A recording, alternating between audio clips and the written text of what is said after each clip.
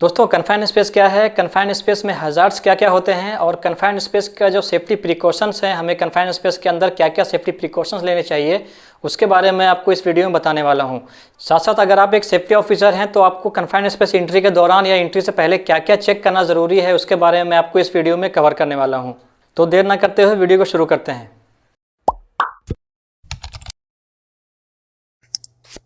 Confined space के अंदर काम करना बेहद खतरनाक हो सकता है। ऐसे हजारों लोग हैं जो हर दिन वर्क प्लेस पर कन्फाइंड स्पेस के अंदर काम करते हैं और सही ट्रेनिंग ना होने और ज्ञान के अभाव में अपनी जान जोखिम में डालते हैं। इस वीडियो में आपको कन्फाइंड स्पेस क्या होता है और इसमें किस प्रकार के खतरे हो सकते हैं और इनसे किस प्रकार बचा जाना चाहिए इसके बारे में बताने वाला हूँ। अगर आप एक सेफ्टी ऑफिसर हैं तो आपको कन्फाइंड स्पेस एंट्री में क्या क्या चेक करना ज़रूरी है इसके बारे में भी बताऊंगा, तो इस वीडियो को बिना स्किप किए देखते रहें। कन्फाइंड स्पेस को एक ऐसे क्षेत्र या स्थान के रूप में परिभाषित किया गया है जिसमें एंट्री या एग्जिट के लिए सीमित या प्रतिबंधित साधन होते हैं। इसके अतिरिक्त यह इंसानों के निरंतर रहने के लिए डिज़ाइन नहीं किया गया होता है और इसके अंदर बहुत प्रकार के हजार्ड्स हो सकते हैं। एग्जाम्पल के लिए देखें तो हमारा कमरा भी चारों ओर से बंद होता है और उसमें आने जाने के लिए दरवाज़ा होता है और ये हमारे रहने के लिए ही डिज़ाइन किया गया है। इसमें हम निरंतर रह सकते हैं, कंटिन्यूअस जो है उसमें ऑक्यूपेंसी हो सकती है। लेकिन कन्फाइंड स्पेस में ऐसा नहीं है, ये इंसान के रहने के लिए नहीं बना होता है। इसमें बहुत तरह के खतरे होते हैं। यह एक ऐसी जगह होती है जहाँ काम करने वाले लोगों के लिए गंभीर चोट या मौत का खतरा पैदा होता है। अब कन्फाइंड स्पेस के प्रकार को देख लेते हैं, ये किस तरह का होता है और कितने प्रकार होते हैं इसमें। कुछ कन्फाइंड स्पेस को पहचानना काफ़ी आसान होता है, जैसे ऐसी जगह जिसमें लिमिटेड ओपनिंग हो, जैसे कि storage tanks, silos, reaction vessels, enclosed drains, sewers, wells, tunnels और पिट्स। कुछ कन्फाइंड स्पेस कम स्पष्ट हो सकते हैं लेकिन समान रूप से खतरनाक हैं, जैसे कि चैम्बर्स, पाइप्स, प्रोसेस रूम्स, हैचेज आदि। कन्फाइंड स्पेस और इसके प्रकार को जानने के बाद इसके अंदर पाए जाने वाले हजार्ड्स को जान लेते हैं। कन्फाइंड स्पेस में टॉक्सिक खतरे हो सकते हैं जिनका पता केवल टेस्टिंग से लगाया जा सकता है। ऑक्सीजन की कमी, hydrogen sulphide, carbon monoxide confined space में सामान्य खतरे होते हैं जिनका पता पोर्टेबल गैस मॉनिटर से लगाया जा सकता है। कन्फाइंड स्पेस के अंदर ज्वलनशील गैस भी हो सकती है जो किसी इग्निशन सोर्स के संपर्क में आने पर एक्सप्लोड हो जाती है। इन गैस या वेपर का पता एलियल मॉनिटर से लगाया जा सकता है। हवा में ऑक्सीजन का सामान्य कंसंट्रेशन 20.9% होता है। यदि यह 19.5% से नीचे या 23.5% से ऊपर चला जाता है तो वातावरण को खतरनाक माना जाता है। यदि कंसंट्रेशन 17% तक गिर जाता है तो इंसान की मानसिक और शारीरिक संतुलन काफ़ी खराब हो जाती है, इससे इंसान की मृत्यु तक हो सकती है। ऑक्सीजन की उच्च मात्रा भी काफ़ी खतरनाक होती है, जैसे अगर इसकी मात्रा 23.5% से ऊपर हो जाती है तो आग लगने और विस्फोट होने का खतरा होता है। इन खतरों के अलावा कन्फाइंड स्पेस के अंदर कुछ फिजिकल खतरे भी हो सकते हैं, जैसे कि लैडर्स और स्कैफोल्डिंग का सही से उपयोग ना करना, गीली सतह होना, अनएवन सरफेस होना, खराब रोशनी होना, वाइब्रेशन होना, ज़्यादा आवाज़ होना, बहुत ठंड या गर्म तापमान होना, एनगल्फमेंट आदि भी कन्फाइंड स्पेस के अंदर वर्कर्स के लिए शारीरिक खतरे का कारण बन सकती है।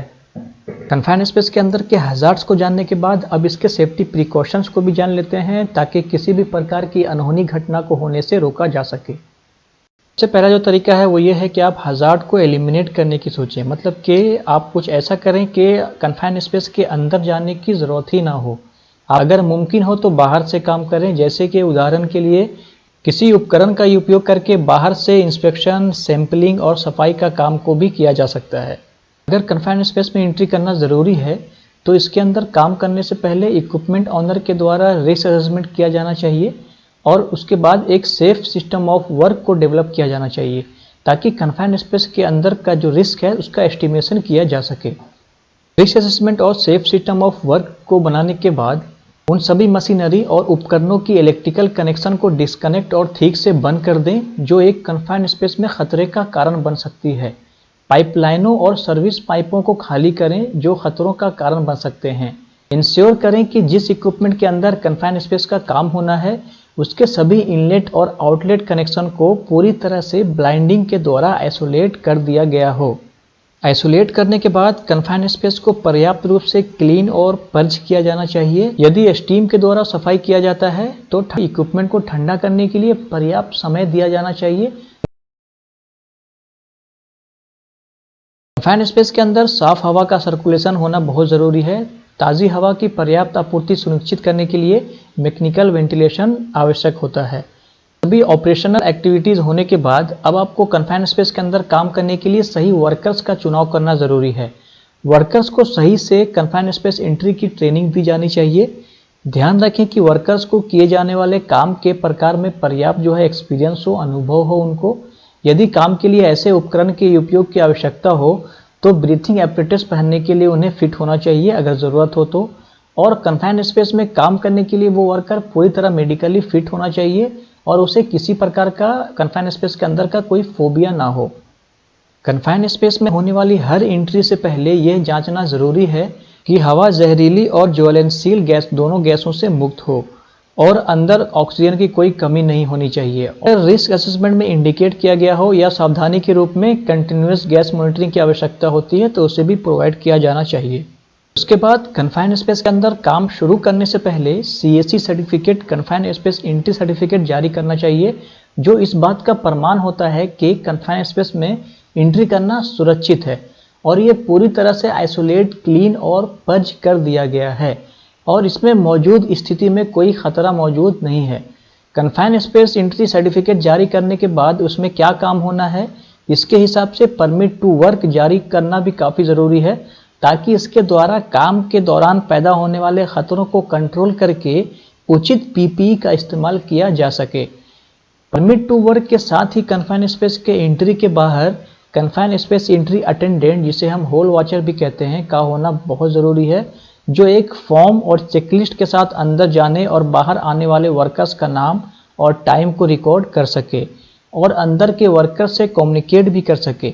CAC अटेंडेंट या होल वॉचर किसी भी प्रकार की इमरजेंसी होने पर इमरजेंसी सेवा को भी बुलाने की उस पर जिम्मेदारी होती है।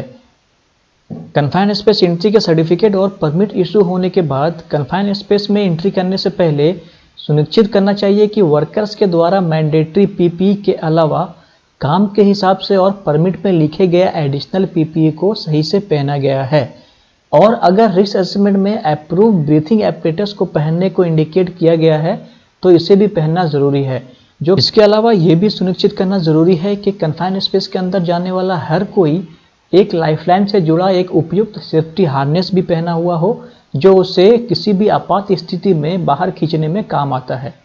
उसके बाद कन्फाइंड स्पेस में काम करने से पहले इक्विपमेंट के शेप और साइज़ के हिसाब से रेस्क्यू प्लान बनाना भी ज़रूरी है ताकि सही समय पर किसी भी प्रकार की इमरजेंसी होने पर अंदर काम कर रहे लोगों को बचाया जा सके। दोस्तों, ये वीडियो थोड़ी सी लंबी हो गई है, इसलिए इसका आगे का वीडियो मैं अगले पार्ट में पब्लिश करूँगा, जिसमें मैंने बताया है कि एज अ सेफ्टी ऑफिसर या किसी इंस्पेक्शन वॉक थ्रू के दौरान आपको कन्फाइंड स्पेस एंट्री में क्या क्या चेक करना ज़रूरी होता है, क्या क्या चेक करना चाहिए। तब तक के लिए कीप ट्यूनिंग और चैनल को सब्सक्राइब ज़रूर कर लीजिएगा।